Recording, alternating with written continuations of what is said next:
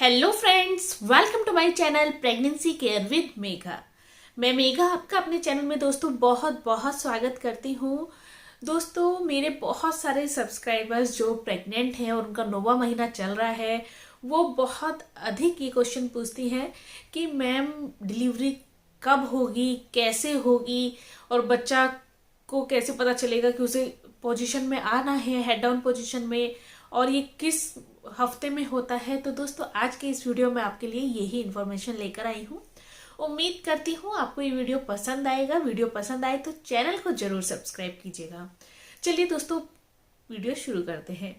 देखिए दोस्तों, गर्भवती महिला के लिए 9 महीने बहुत ही प्रीशियस होते हैं। वो 9 महीने का जो सफर है उसको हम बहुत ज्यादा एंजॉय करते हैं। लेकिन जैसे ही 9वां महीना लग जाता है तो हम लोगों को बच्चे के इस दुनिया में आने का एक्साइटमेंट होता है, साथ ही साथ हमें टेंशन हो जाती है डिलीवरी की कि बच्चा हेड डाउन पोजीशन में आया है या नहीं आया है, कैसे पता चलेगा, या ये किस हफ्ते में होगा, या डिलीवरी लेट है तो फिर कैसे होगा सब कुछ। तो दोस्तों, ये सारे क्वेश्चन हमारे दिमाग में चलते रहते हैं। तो सबसे पहले बात कर लेते हैं कि बच्चा हेड डाउन पोजीशन में किस हफ्ते में आता है। देखिए, आपका जब 9वां महीना शुरू हो जाता है और जब बच्चा बड़ा होता है धीरे धीरे, 7वें महीने के बाद बच्चे का जो वेट है बहुत तेजी से बढ़ता है। आप सभी जानती हैं कि बच्चा पेट में रेगुलर घूमता रहता है। बच्चा जब घूमता रहता है और जैसे जैसे बच्चे का वेट इंक्रीज होता है तो बच्चे की जो घूमने की जगह है वो थोड़ी सी कम हो जाती है। तो जब बच्चा 9वें महीने के 32वें हफ्ते के पार करता है, 32वें हफ्ते से 36वें हफ्ते के बीच होता है, तो बच्चा धीरे धीरे अपना सर पेल्विक बोन के पास ले आता है और पेल्विक बोन पर बच्चा अपना सर का दबाव बनाता है। बच्चे का सर नीचे होता है और पैर ऊपर होते हैं, इसी को हम हेड डाउन पोजीशन कहते हैं। और ये ही वो परफेक्ट पोजीशन होती है बच्चे की जिसमें डिलीवरी होती है।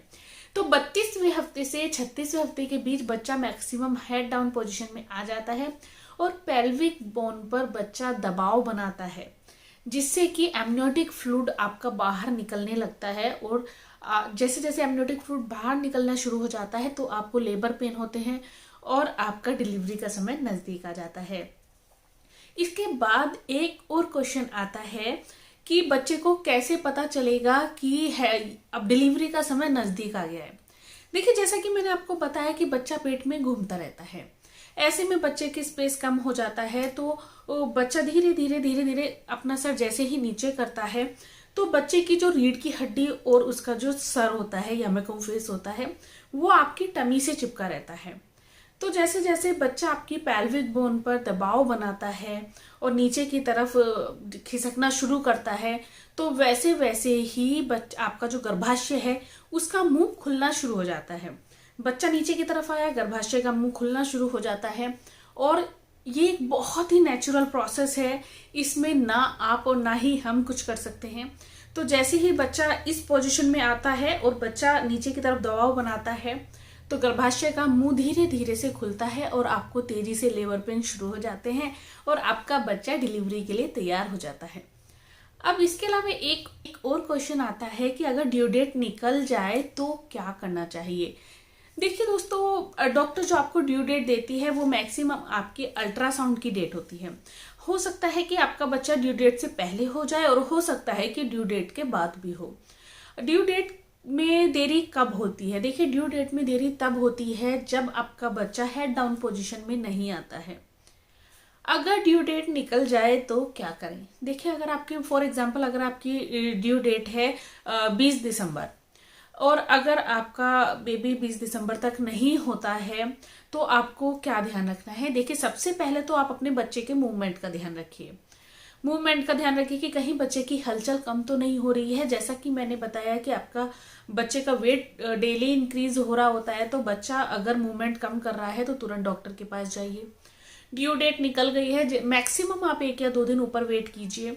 और अगर तब तक भी आपको कोई ऐसा लक्षण नहीं दिखाई देता है तो तुरंत अपने डॉक्टर के पास जाइए। ड्यू डेट निकलने के बाद आप थोड़ा कम ही वेट कीजिए। ऐसा नहीं है कि ओके जब होगा हो जाएगा, हम वेट कर लेते हैं, ऐसा आपको नहीं करना है। ड्यू डेट निकलने के बाद आपको तुरंत डॉक्टर के पास जाना है और डॉक्टर जैसा आपको कहे आपको वैसा ही करना है। अब बात आती है कि नॉर्मल डिलीवरी की बात कर रहे हैं जैसा कि हम, कि अगर देरी हो रही है तो उसके क्या ऐसी चीज़ें हैं जो उससे पहले हम कर सकते हैं। देखिए दोस्तों, प्रेगनेंसी में सबसे हेल्दी चीज़ें क्या होती हैं कि आप एक तो पोषक तत्वों से भरपूर खाना खाइए, दूसरा व्यायाम कीजिए, आप थोड़ा सा योगा कीजिए, अपने आप को एक्टिव रखिए। 9वें महीने में ऐसा नहीं है कि आपका वजन इतना हो गया है तो आप बिल्कुल एक्टिव ना रहें, आपको ऐसा बिल्कुल भी नहीं करना है। आप ज़्यादा से ज़्यादा एक्टिव रहिए और सेफ रहिए। ऐसा नहीं है एक्टिव हैं तो अपने आप को बहुत ज़्यादा थका लिया, आप बहुत ज़्यादा अपने केयर नहीं कर रहे हैं, ऐसा भी नहीं करना है। एक्टिव रहिए लेकिन सेफ रहिए। तो ये सब चीज़ें आप कर सकते हैं, लेकिन ड्यू डेट निकलने के बाद आप तुरंत डॉक्टर के पास जाइए, आप घर पर वेट मत कीजिए।